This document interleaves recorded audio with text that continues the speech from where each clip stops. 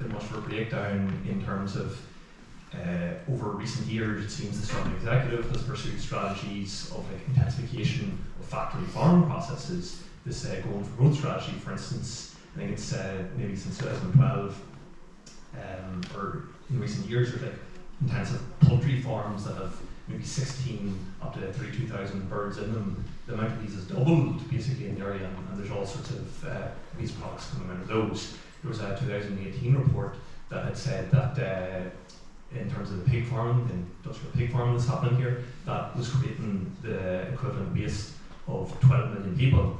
And so essentially all this is coming into our waterways also. There was actually in similar reports around this time in regards to ammonia levels, which was mentioned earlier. The Department of Infrastructure was essentially saying that DERA's science didn't meet the scientific standards that it really should have been doing. So that's even different departments saying this about each other. There have been some sort of answers given back tonight saying stuff like, oh, well, you know, we're only a small team, we don't have the resources for that. Okay, well, I don't think anyone here is really... Do you have a question, sorry? Yeah. Well, basically, I like if some of the agencies are saying we don't have the resources for that, should you not be making that more clear so people can understand that and can be calling for it, that these issues aren't going to get ahead like this, basically.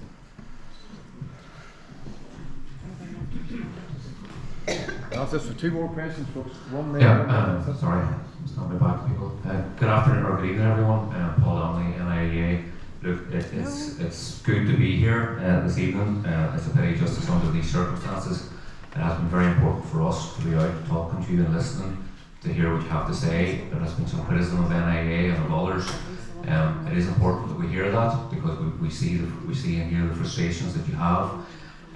Going forward, what we're planning to do across DERA and working with the Department for Infrastructure, we've set up a water quality steering group specifically in response to the issues that are currently faced by Lough Neagh. That group will involve a review of the various policies, and some of those have been referenced earlier. There's issues with agriculture policy, environmental policy. There's also issues with ourselves in relation to regulation and how is that applied. There's issues in relation to education and our College of Agriculture, our food and rural enterprise. So all this will be in the mix, and you know, that's not a false promise. I know you may say we've heard some of this before. Unfortunately, the issue has come to a head. That group will be working now over the next 10 weeks or so to actually come up with an action plan as to how we can make improvements. I think, as others have said, you know, this issue that we've had this summer has been a long time in the making, but it is also going to take a fair bit of time to solve as well. But we have to start somewhere.